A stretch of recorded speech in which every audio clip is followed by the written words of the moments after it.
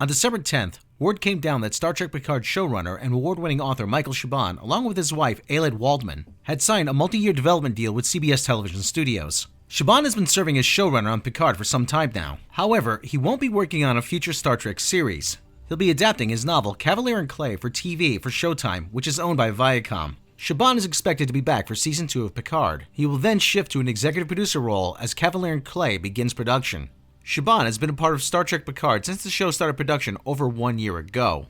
The series has had a difficult time making it to air, with rumors of reshoots and the series testing poorly, to the point where it was said to be unwatchable. Chabon was promoted to showrunner, seemingly in an effort to save Picard. In the process, the series has been delayed from the end of 2019 to January 2020. Star Trek Picard will also not be carried on Netflix internationally, but will be on Amazon Prime within 24 hours of airing on CBS All Access. Hello everyone. I am delighted to announce that Star Trek fans around the world, except in the United States and Canada, will soon be able to enjoy the next thrilling chapter of Picard's life on Amazon Prime Video. Enjoy. The move to Showtime would seem to be a lateral move for Chabon. He would be staying within the CBS Viacom ecosystem, and it also signals that he's setting himself up for something after Star Trek. Chabon's move, however, may not be completely voluntary. What we've heard at Midnight's Edge is that Chabon may not be leaving Picard fully of his own accord. It's been no secret that the current creative team behind Star Trek have had a difficult time retaining talent. Star Trek Discovery has gone through a variety of different showrunners, starting with the dismissal of series creator Brian Fuller. Then came the departure of Gretchen Berg and Aaron Harberts, who allegedly mistreated the writing staff and had run Season 2 over budget. Sources say that CBS was not pleased with Chabon's New Yorker piece on November 11, 2019, which some inside the network believe came off as emotionally manipulative, and that his short trek featuring a singing Spock and Number 1 wasn't well received. If this is true, Chabon is not the only high-profile literary name to have trouble with the writer's room in Star Trek Discovery. Back in September, author Walter Mosley quit the writer's room on Star Trek Discovery after being chastised for telling a story in which he recounted an incident with a Los Angeles police officer who had stopped Mosley and used the N-word several times. The incident was reported to Human Resources and made its way up the ladder to Alex Kurtzman and Michelle Paradise. Mosley received a call in which he was told it had been reported that he had used the N-word in the writer's room, to which Mosley responded, "I am the N-word in the writer's room." HR had told him that even though he was free to use it in a script, he could not say it in the writer's room. In a New York Times op-ed, Mosley said, "There I was being chastised for criticizing the word that oppressed me and mine for centuries. As far as I know, the word is in the dictionary. As far as I know, the Constitution and Declaration of Independence assure me both the freedom of speech and the pursuit of happiness."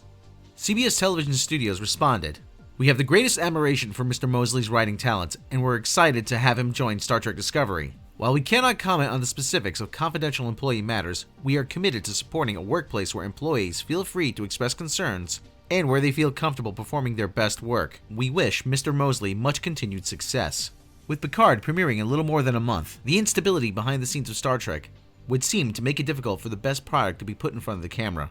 Star Trek Picard also has a lot riding on it. With the remerger of CBS and Viacom, and with Sherry Redstone claiming that content will be a focus, we've heard from another source, which as always we advise you that we must treat as rumor, that everything else is on hold pending on how well Picard and Season 3 of Star Trek Discovery does.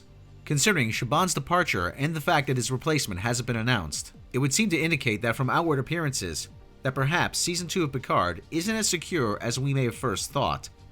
After Chabon's departure approximately 1 week ago, the fact that his replacement hasn't been announced yet may be very alarming. There is something else very interesting about this news. The story originates from an announcement in Deadline about Chabon's new project. One thing that stands out about the report is the fact that Alex Kurtzman and Akiva Goldsman are producing The Adventures of Cavalier and Clay. At first glance, it would seem that perhaps they have a really good relationship and work well together. This could be true, but this raises the question as to how busy all three of them are going to be when Chabon is too busy already to showrun the second season of Picard, according to the report. If rumors we have heard are true, this could very well be the case. One could surmise that Goldsman and Kurtzman are also securing other activities supporting what we've heard.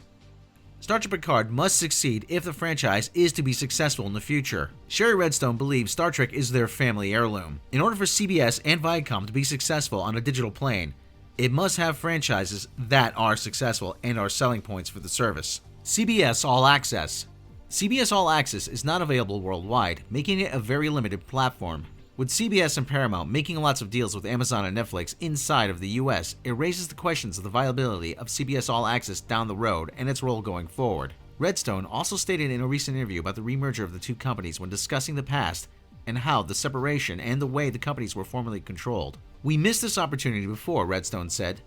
"There is nothing more important that I am focused on than creating one company with one vision and one strategy and one team." One thing it's hard to argue is that Star Trek has been affected by this more than any other franchise in the separation of CBS and Viacom, considering all the things we have heard, and with Chabon stepping away from Picard Season 2 and taking Kurtzman and Goldsman with him.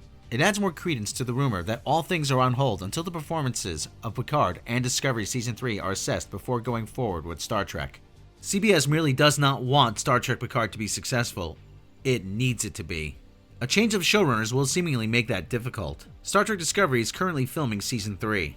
It remains to be seen if Star Trek Picard will make the same mistakes that its counterpart Discovery has made in the past. What do you think that Chabon's exit signifies for Picard Season 2? Let us know what you think in the comments below.